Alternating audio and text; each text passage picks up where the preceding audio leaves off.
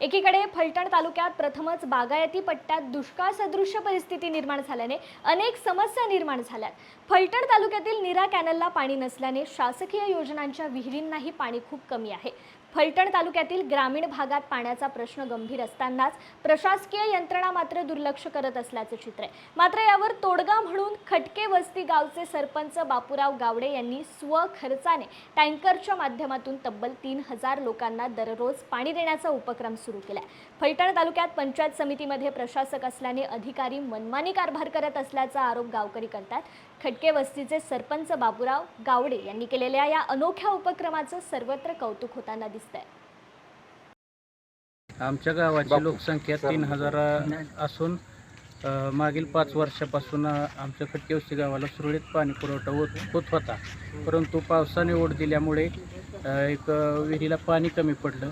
म्हणून विकासरत्न सरपंच बापूराव गावडे यांनी स्वतःच्या खर्चाने एक 8-10 दिवसापासून टँकर चालू केलेला आहे। त्याबद्दल मी गावाच्या तर्फे त्यांचे आभार मानतो।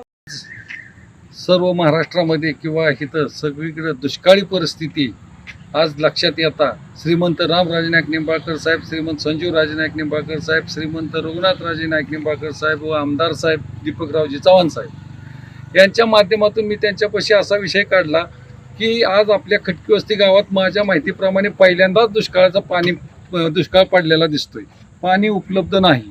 त्यामुळं आज मी सगळ्यांना विनंती केली व एक टँकर, 2 ट्रॅक्टरचे ट्रेलर हे सर्व मी जोडून माझ्या खर्चाने मी ही पाणी खटके वस्ती गावासाठी देत आहे। दुष्काळी परिस्थिती पडल्यामुळे माणसांची हळहळ होऊ नये म्हणून मी विकासरत्न सरपंच बापूराव गावडे पहिल्यापासूनच कोरोनाच्या काळात सुद्धा मी सगळे कोरोनाच्या काळात बी फळं किराणा माल व सर्व आमच्या गावात त्याला सुखसोयी दिलेल्या आहेत। तरी ही सुखसोयी देताना मला श्रीमंत रामराजे, संजीवराजे, रघुनाथराजे आमदार साहेब यांचा पूर्ण पाठिंबा असतो। त्यामुळे हे मी गावाची सोय करत असतो। माझ्या माहितीप्रमाणे अजून जर थोडा दुष्काळ पडला तर मी पूर्व भागात सगळीकडे श्रीमंत रामराजे, संजीवराजे, रघुनाथराजे आमदार साहेबांच्या माध्यमातून सर्वच गावात पाणी द्यायची व्यवस्था करणार आहे।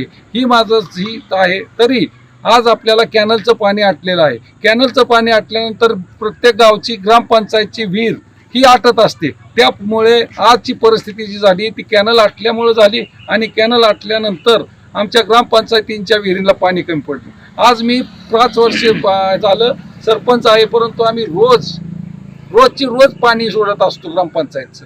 आज ही जर परिस्थिती आपल्या खटके वस्ती पूर्व भागात दुष्काळ नसताना जर येत असेल तर दुष्काळ भागात सर्वांनी लक्ष द्यावं व श्रीमंत रामराजे साहेब, संजीवराजे यांनी तर पूर्णपणाने लक्ष दिलेलं आहे व सर्व टँकर चालूच आहेत।